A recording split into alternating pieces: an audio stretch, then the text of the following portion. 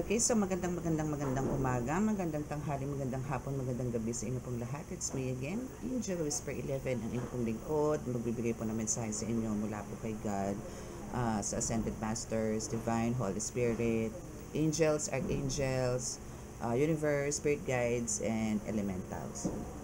Okay? Nais ko po magpasalamat muli sa lahat po ng mga patuloy po na nandito, yung aking mga subscribers, followers, viewers, and of course, dun din po sa mga bagong subscribers. Maraming salamat po, and God bless you all. And again, sa mga bago po dito sa ating channel, this is more on spiritual po. This is spiritual reading. But minsan po talaga, nasasamahan po natin siya ng love reading, but pumapasok pa rin po talaga yung spiritual.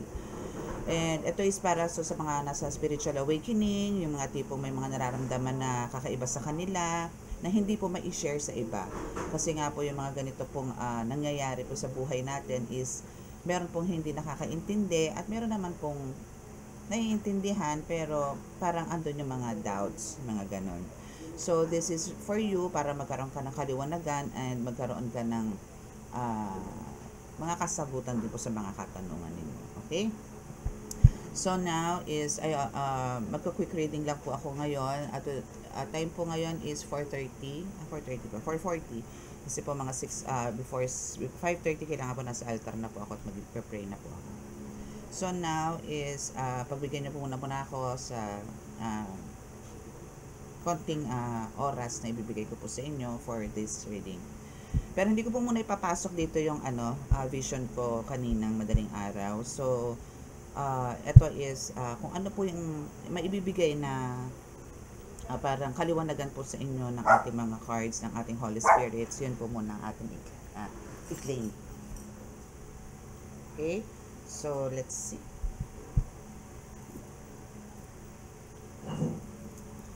Start na po tayo.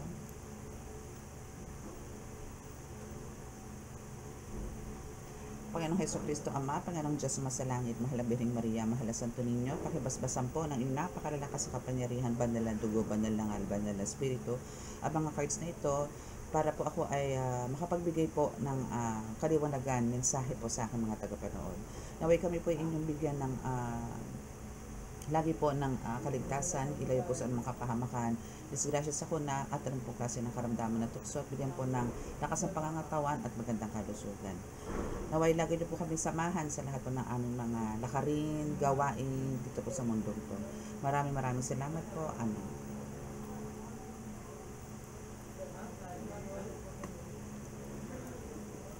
Okay, so let's start. Kuha muna po ako dito ng message, no? But before that, syempre, kailangan po natin mag-oil. Kasi ito po serves as my, one of my cleansing power. Cleansing tool, no? Para po sa aking mga cards. Okay. So, kupuha muna tayo dito ng, parang topic. Wala po tayo ng isang card dito for topic, no? Ano po yung bumaba. Okay, so we have the Page of Pentacles. This is for you, Page of Pentacles. So now, sa Page of Pentacles, this is about the financial, no? Pentacles is a coin, no? So this is about the financial, no? There's a good news about the money, no? Maybe this is parang, eto, katulad niyan, before, parang nito mga past few weeks, no, is andito tayo sa topic or sa reading na there's a financial crisis, no? For some of you, ganun po nararanasan. Since hindi naman po talaga makaka-resonate ang lahat. Patungkol po dun sa financial crisis, no? Pero most of you who's watching here is andito yung nakakaranas po ng mga ganun. Okay? So, tignan po natin kung ano po yung simplest message po na pwedeng ibigay sa atin ng ating Holy Spirit, ng ating Divine for you, mga collectives. Again, this is a collective reading, a timeless reading as well. No? So, kung kanino po makaka-resonate, yan, at hindi po nakaka-subscribe, please click the subscribe button. Paki-like and share na rin po, and click the notification bell para po updated po kayo lagi sa reading natin. Doon po sa mga interested sa mga ganitong topic. Okay? Maganda rin po halos yung ano ko yung vision, no? So, may ano na naman, may slight kaguluhan na naman. But medyo malaki po ulo ko doon. Okay, so for your first card is expressive eyes. Okay, so here sa expressive eyes na to is sinasabi lang naman dito na parang kailangan mo lang talagang alam mo yon, mag-focus kasi eyes yan eh, no? So, ang kailangan niyo po, since you have the expressive eyes, parang gamitin mo siya, parang wag mo siyang sayangin, no? Especially sa mga healers, no? Actually, pwede kong ano yan, parang ibahin, ano, pero ando pa rin yung eyes, no? So, aside dun sa pagkakaroon mo ng expressive eyes, like, ano mo yun, parang nagsasalita nga yung eyes mo dyan, na parang, alam mo yun, alam na agad nila kung ano ang nilalaman ng, alam mo yun, with the help of your eyes, no, is nararamdaman ng mga tao kung galit ka, masaya ka, malungkot ka, yung mga ganyan, ano. But, andito yung, aside to that is andito yung parang you need to focus, no, sa lahat ng mga ginagawa mo, especially if andito ka na, no, andito ka sa spiritual realm, andito ka na sa spiritual world na nanggagamot ka na, nagre-reading ka na, so you need to focus, no. Hindi yung for some of you, no, is andito yung for example, if you're a tarot reader, no, then you're using the the cards, no, which is sa mga cards po kasi medyo detalyado po talaga lahat, especially sa tarot, no, so kailangan alam nyo po lahat yan, no, but andito yung kailangan parang aside dun sa pagkakaroon nyo ng expressive eyes is kailangan parang gamitin nyo parang alam nyo yung parang yung insight ninyo is paganahin nyo rin, no. So now is andito tayo sa lovely couple.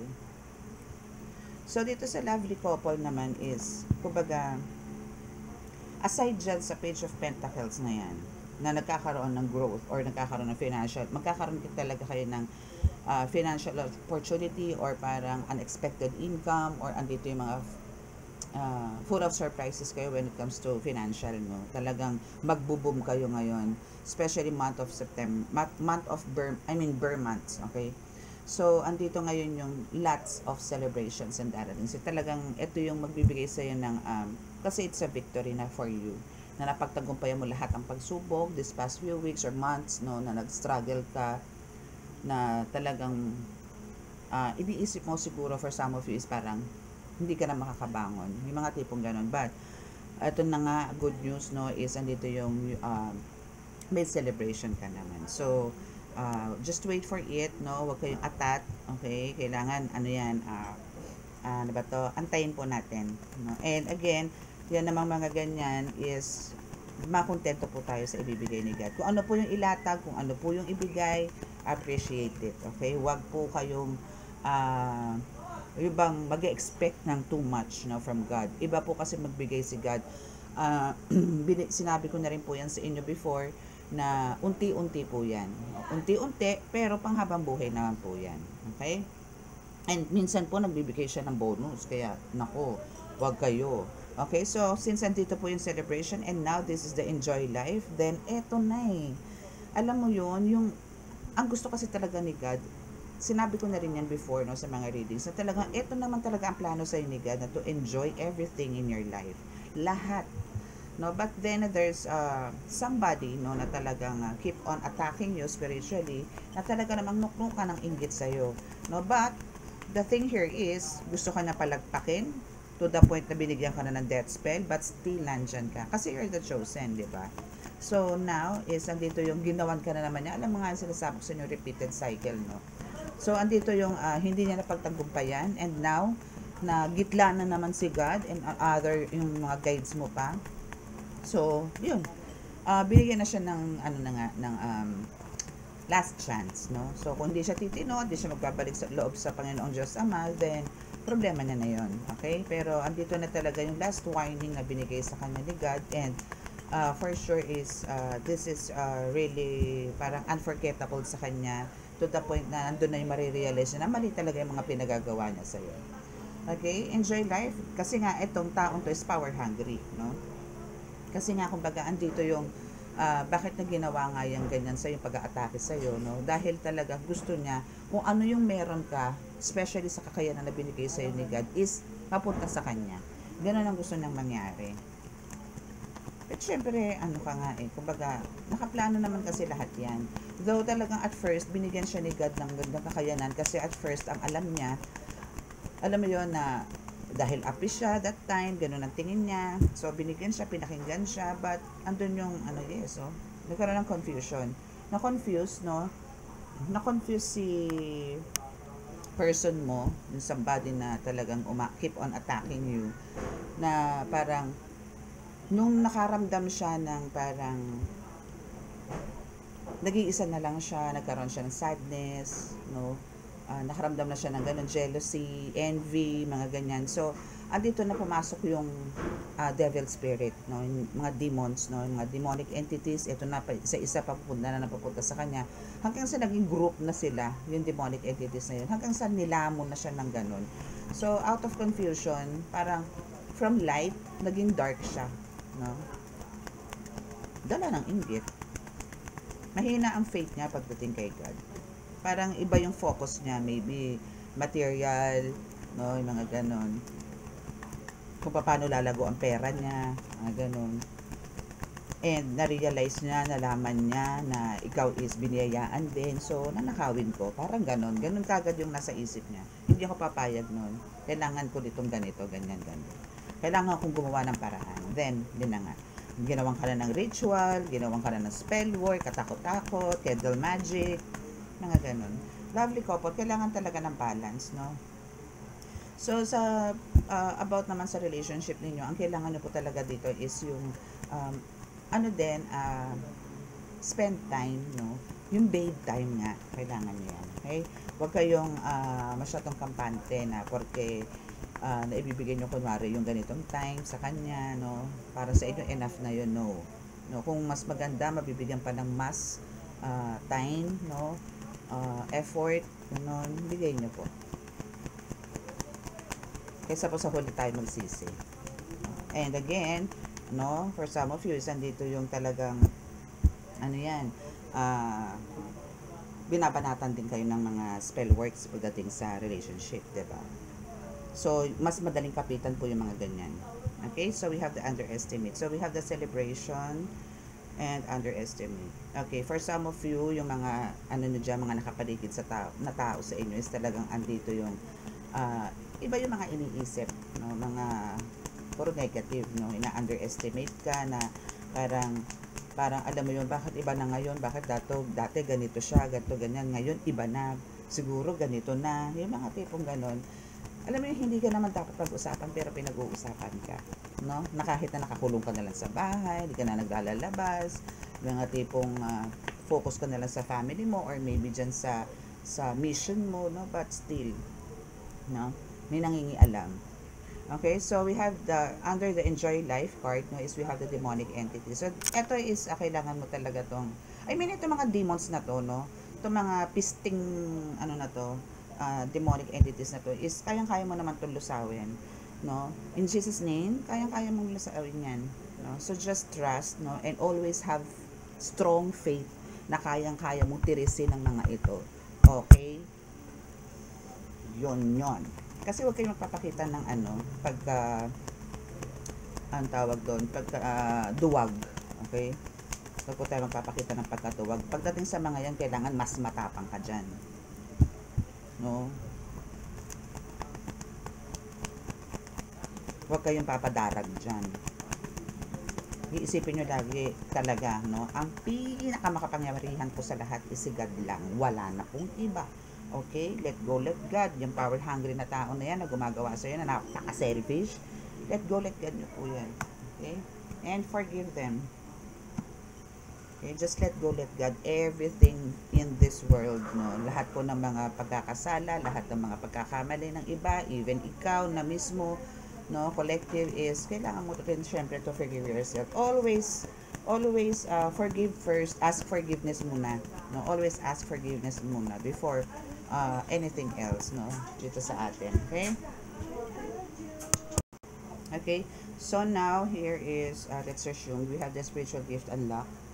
So, yes, no, actually, aside dyan sa meron ka ng kakayanan, no, so I'm talking to, ano na dito, to, I'm speaking to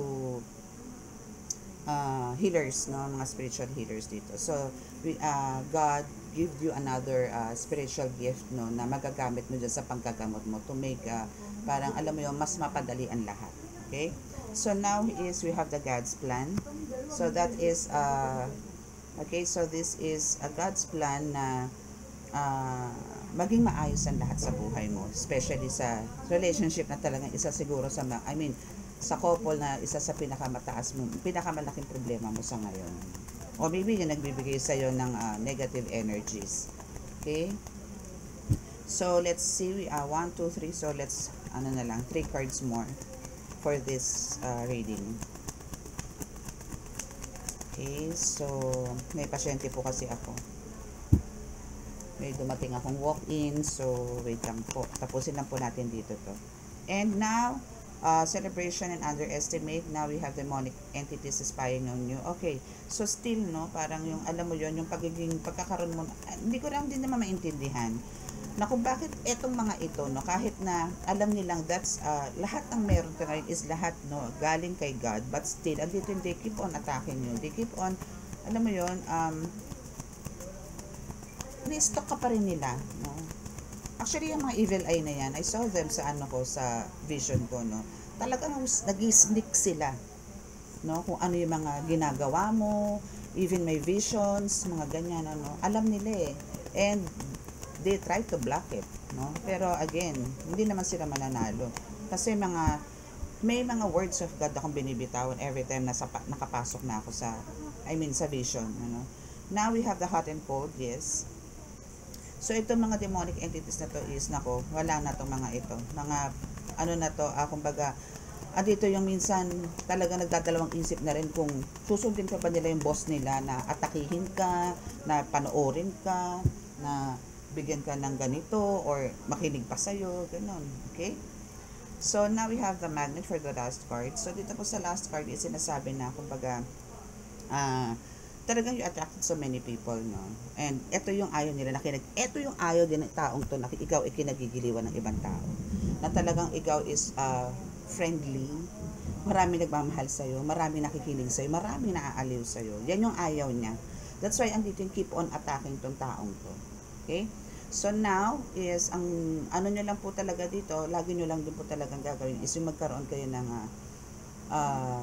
strong faith talaga. Yun lang po naman talaga. Kailangan po natin talagang lagi magdasal, humingi po ng kapatawaran, at lagi po magpasalamat kahit po gaano kaliit yung mga nare-receive natin na blessings.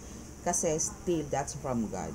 Okay? Lagi po natin appreciate yan. Even the smallest thing na ibibigay po sa atin.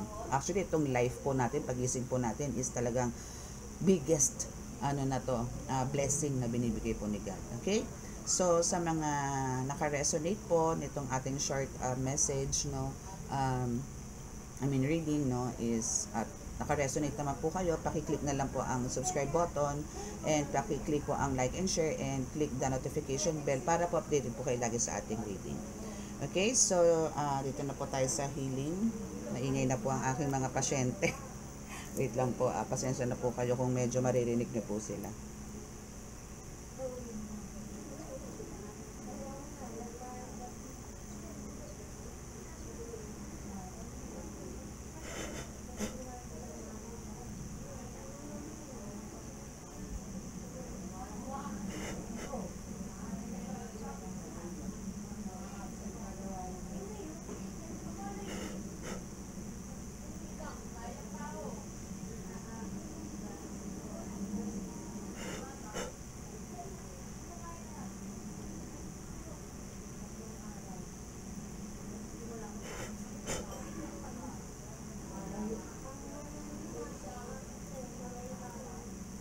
Okay, so maraming salamat po. Bye. God bless. Love, peace, and hope.